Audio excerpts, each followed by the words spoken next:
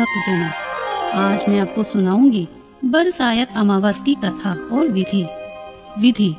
ज्येष्ठ कृष्ण अमावस्या को बरसायत अमावस कहते हैं। बरसायत अमावस को बड़ की पूजा करते हैं। पानी, मूली, रोली, चावल, गुड़, भीगा हुआ चना, फूल, सूत मिलाकर बड़ पर लपेटते हैं और फेरी देते हैं। बड़ के पत्तों का गहना बनाकर पहनते हैं और बरसायत अमावस की कहानी सुनते हैं। भीगे हुए चनों में रुपए रखकर बायना निकालते हैं। फिर हाथ फेर कर सास के पैर छूकर बायना देते हैं। यदि किसी की बहन बेटी गांव में हो तो उसका भी बायना निकालने के लिए भेजना चाहिए। बरसायत अमावस की कथा। भद्र देश में अशुपति नामक राजा था, जिसकी कोई संतान नहीं थी। उसने बड़े बड़े पंडितों को बुलाया और कहा, मेरे संतान नहीं है, इसलिए तुम एक ऐसा उपाय करो जिससे मेरी संतान हो जाए। पंडित बोले, भाई, संतान तो तुम्हारे एक पुत्री लिखी है जो 12 वर्ष की आयु में विधवा हो जाएगी। राजा ने कहा, क्या मेरा नाम नहीं रहेगा? बाद में खूब यज्ञ हवन आदि कराए। यज्ञ होम कराने से उसकी स्त्री गर्भवती हो गई। तो पंडितों ने उसकी जन्मपत्री देखकर कहा कि जिस दिन ये कन्या 12 वर्ष की होगी उस दिन इसकी विधवा हो जाने का योग है, इसलिए इसे पार्वती जी और बरसावत अमावस्या की पूजा कराना। जब सावित्री बड़ी हुई तो उसका विवाह सत्यवान के साथ कर दिया।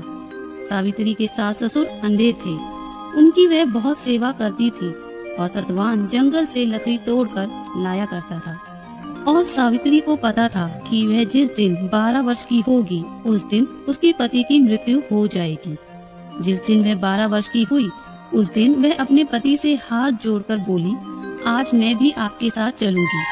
सत्यवान बोला, तू मेरे साथ चलेगी तो मेरे अंधे माँ बाप की सेवा कौन करेगा? यदि वे कहेंगे तो तुझे ले चलूंगा। वह अपने सास ससुर के पास गई और जाकर बोली, आप कहें तो मैं आज जंगल देखने चली जाऊं? वे बोले, बहुत अच्छी बात है, चली जा। जंगल में जाकर सावित्री तो लकड़ी तोड़ने लगी और सत्यवान पेड़ की छाया में सो गया। उस पेड़ में सांप रहा करता था।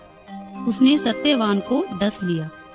सावित्री अपने पति को गोदी में लेकर रोने लगी। महादेव और पार्वती जी वहां होकर जा रहे थे।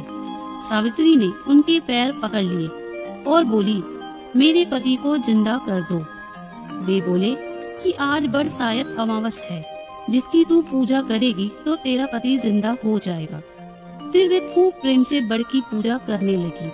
बड़ के पत्तों का गहना बनाकर पहना, जो हीरे मोती के हो गए। इतने में धर्मराज का दूत आ गया और उसके पति को ले जाने लगा। सावित्री ने उसके पैर पकड़ लिए। धर्मराज बोला कि तू वरदान मांग। सावित्री ने कहा कि मेरे माँ बाप के पुत्र नहीं हैं, वे पुत्रवान हो जाएं। धर्मराज बोला कि सत्य वचन हो जाएगा। फिर वह बोली कि मेरे सास ससुर अंधे हैं, उनके नेत्रों में ज्योति आ जाए। धर्मराज ने यह वर भी दे दिया। सावित्री ने धर्मराज का पीछा नहीं छोड़ा। धर्मराज ने कहा, अब और तुम्हें क्या चाहिए? सावित्री ने कहा, मुझे 100 पुत्र हो जाएं। धर्मराज बोला, तथास्तु। वे सत्यवान को ले जाने लगे। तब सावित्री बोली कि हे महाराज, आप मेरे पति को ले जाएंगे तो पुत्र कहाँ से होंगे? धर्मराज ने कहा, हे सती, तेरा सुहाग तो नहीं था, परंतु बरसायत अमावस करने से और पार्वती जी की पूजा करने से तेरा पति जीवित हो जाएगा। सारे ने ढिंडोरा पिटवा दिया कि कहते सुनते जेठ की अमावस आएगी। तब बड़ की पूजा करना और बड़ के पत्तों का गहना बनाकर पहनना, बायना निकालना। हे महाराज, जैसे बरसायत अमावस ने सावित्री को सुहाग दिया, उसी प्रकार सबको देना। जो भी इस कहानी को कहता या सुनता है उसकी सब मनोकामना पूर्ण होती है। बरसायत अमावस को वट सावित्री व्रत और वर अमावस भी। डाउनलोड मौज।